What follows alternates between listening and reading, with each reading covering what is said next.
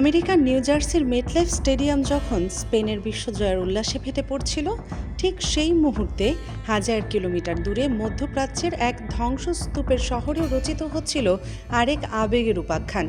জায়গাটির নাম গাজা। একদিকে ক্ষুধার জ্বালা, মাথার উপর বোমারু বিমানের সাইরেন আর চারদিকে স্বজন হারানোর মৃত্যু মিছিল। কিন্তু এই চরম ভয়াবহতার মাঝেই হঠাৎ করে গাজার আকাশে উঠতে শুরু করলো স্পেনের লাল হলুদ রঙের পতাকা। স্প্যানিশদের প্রতিটি আক্রমণ আর গোলের সুযোগের সাথে সাথে যেন কেঁপে উঠছিল যুদ্ধবিধ্বস্ত গাজাবাসীর স্পন্দন। ফুটবল যে শুধু 22 জনের একটি খেলা নয়, বরং এটি যে বিশ্ব রাজনীতি, কূটনীতি আর মানবতার এক বিশাল ক্যানভাস, তা আরও একবার প্রমাণ হলো 2026 সালের এই মেগা ফাইনালে। আজ আমরা জানব কেন লিওনেল মেসির মতো একজন কিংবদন্তির বিদায় বেলায় গাজার সাধারণ মানুষ আর্জেন্টিনার প্রতি তীব্র ক্ষোভ প্রকাশ করছে এবং কেন তারা স্পেন ও লামিনে ইয়ামালের জয়ে আনন্দে মেতে উঠছে। নেপথ্যের এই অজানা রাজনৈতিক ও কূটনৈতিক সমীকরণ জানতে দেশ নিউজ 24-এর এই বিশেষ আয়োজনটি একদম শেষ পর্যন্ত দেখুন। ফুটবল ইতিহাসের অন্যতম সেরা দল আর্জেন্টিনাকে হারিয়ে স্পেন যখন তাদের ফুটবল শ্রেষ্ঠত্ব প্রমাণ করল, তখন সেই জয়ের সবচেয়ে আবেগঘন ঢেউ গিয়ে আছড়ে পড়েছে গাজা উপত্যকায়। যুদ্ধ শুরুর পর থেকে গাজার মানুষের জীবনের বিনোদন বা আনন্দের কোনো জায়গায় অবশিষ্ট ছিল না। কিন্তু বিশ্বকাপের এই ফাইনাল যেন তাদের সামরিক সময়ের জন্য হলেও এক অন্যরকম স্বস্তি এনে দিয়েছিল। ফাইনাল ম্যাচ শুরু হওয়ার ঠিক আগে গাজার প্যালেস্টাইন স্পোর্টস ক্লাবে এক অভূতপূর্ব দৃশ্যের অবতারণা হয়। সেখানে আয়োজন করা হয় একটি প্রতীকী 6-a-সাইড ফুটবল ম্যাচ। ধ্বংসস্তূপের মাঝখানে এক টুকরো সবুজ ঘাসের ওপর একদল তরুণ নেমেছিল ফিলিস্তিনের জাতীয় রঙের জার্সি গায়ে, আর প্রতিপক্ষ দলে মাঠে নেমেছিল স্পেনের জার্সি পরে। মাঠের চারদিকে তখন পথ করে উঠছিল ফিলিস্তিন ও স্পেনের পতাকা। 2023 সালের অক্টোবরে যুদ্ধ শুরু হওয়ার পর এটি ছিল গাজা থেকে সরাসরি সম্প্রচার হওয়া প্রথম কোনো ফুটবল ম্যাচ। এই ম্যাচটি শুধু একটি খেলা ছিল না, এটি ছিল একটি স্পষ্ট বার্তা। যারা এই কঠিনতম সময়ে ফিলিস্তিনের অসহায় মানুষের পাশে এসে দাঁড়িয়েছে, তাদের প্রতি এক বুক ভালোবাসা আর কৃতজ্ঞতা জানানোর এক অভিনব উপায় ছিল এই ফুটবল ম্যাচ। গাজার সাথে ফুটবলের সম্পর্ক অনেক পুরনো, কিন্তু বিগত যুদ্ধের দিনগুলোতে গাজার প্রায় সব খেলার মাঠ, স্টেডিয়াম এবং স্পোর্টস কমপ্লেক্স মাটির সাথে মিশিয়ে দেওয়া হয়েছে। ফিলিস্তিনের ফুটবল অ্যাসোসিয়েশনের তথ্য মতে এই সংঘাত অসংখ্য খেলোয়াড় এবং অ্যাথলেট প্রাণ হারিয়েছে।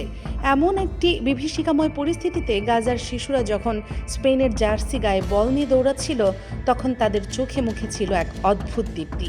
তারা যেন বিশ্বকে জানিয়ে দিচ্ছিল, বোমা মেরে বাড়িঘর ধ্বংস করা যায়, কিন্তু মানুষের বেঁচে থাকার অদম্য স্পৃহা আর স্বপ্নকে কখনোই ধূলিসাৎ করা যায় না। কিন্তু প্রশ্ন হলো, গাজাবাসীর এই আকণ্ঠ সমর্থনের পেছনের মূল কারণ কি?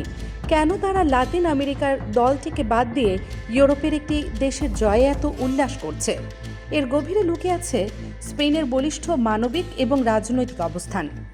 2024 সালের মে মাসে ইউরোপের অনেক দেশের রক্তচক্ষুকে উপেক্ষা করে আনুষ্ঠানিকভাবে ফিলিস্তিন রাষ্ট্রকে স্বীকৃতি দেয় স্পেন সরকার।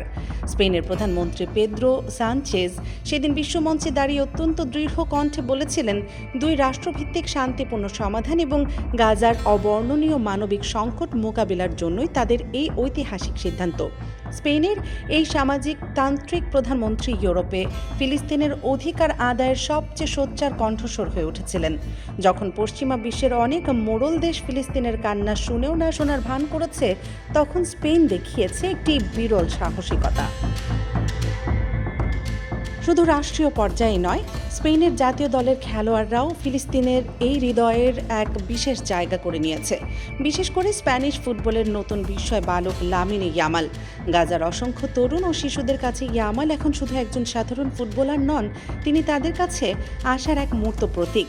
বার্সেলোনার বিজয় প্যারেডে ফিলিস্তিনের পতাকা উড়িয়ে ইয়ামাল তার রাজনৈতিক ও মানবিক অবস্থান পুরো বিশ্বের সামনে পরিষ্কার করেছিলেন। আফ্রিকান বংশোদ্ভূত এই তরুণ তারকা খুব ভালো করেই বোঝেন নিপীড়িত মানুষের কষ্ট। তার সেই ছোট্ট একটি পদক্ষেপ গাজার লাখো মানুষের হৃদয় জয় করে নিয়েছিল।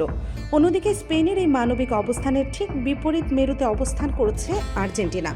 একটা সময় ছিল যখন পুরো আরব বিশ্ব এবং ফিলিস্তিনে আর্জেন্টিনার অগণিত সমর্থক ছিল, আর সেই সমর্থনের মূল কেন্দ্রবিন্দুতে ছিলেন ফুটবলের ঈশ্বর ডিয়াগো ম্যারাডোনা। ম্যারাডোনা সবসময় ফিলিস্তিনের স্বাধীনতাকামী মানুষের পক্ষে অত্যন্ত সোচ্চার ছিলেন। তিনি প্রকাশ্যে বুক ফুলিয়ে বলতেন, আমার হৃদয় ফিলিস্তিনি। ম্যারাডোনার সেই বিদ্রোহী সত্তা এবং অন্যায়ের বিরুদ্ধে প্রতিবাদী কণ্ঠস্বর ফিলিস্তিনিদের কাছে আর্জেন্টিনাকে একটি ভালোবাসার দলে পরিণত করেছিল। কিন্তু ম্যারাডোনার বিদায়ের পর এবং আধুনিক যুগে লিওনেল মেসির আগমনের পর সেই দৃশ্যপট ধীরে ধীরে বদলাতে শুরু করে।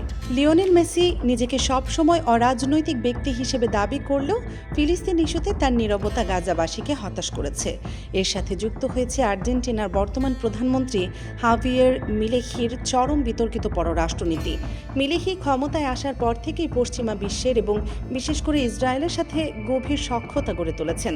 ইসরায়েল সফরে গিয়ে তিনি ওয়েস্টার্ন ওয়ালে দাঁড়িয়ে কান্নায় ভেঙে পড়েন এবং আর্জেন্টিনার দূতাবাস জেরুজালেম স্থানান্তরেরও প্রতিশ্রুতি দেন।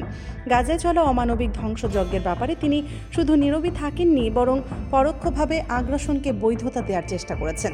সবচেয়ে বড় বিতর্কের জন্ম হয় ফাইনাল ম্যাচের ঠিক আগে, যখন ইসরায়েলের প্রধানমন্ত্রী বেঞ্জামিন নেতানিয়াহু প্রকাশ্যে একটি বার্তার মাধ্যমে আর্জেন্টিনার প্রতি তার দেশের অকুণ্ঠ সমর্থন ব্যক্ত করেন।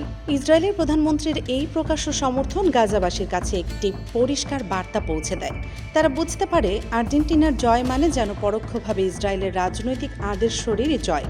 যে দেশের রাষ্ট্রপ্রধান তাদের উপর প্রতিনিয়ত বোমা ফেলার নির্দেশ দিচ্ছেন, সেই ব্যক্তি যখন কোনো দলের সমর্থক হয়ে ওঠেন, তখন স্বাভাবিকভাবেই সেই দলটি গাজার মানুষের কাছে ঘৃণার পাত্রে পরিণত হয়।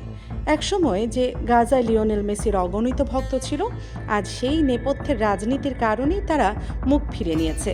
তারা বুঝে গেছে ট্রফি আর বিনোদনের চেয়ে বেঁচে থাকার অধিকার আর মানবিক মর্যাদা অনেক বড়।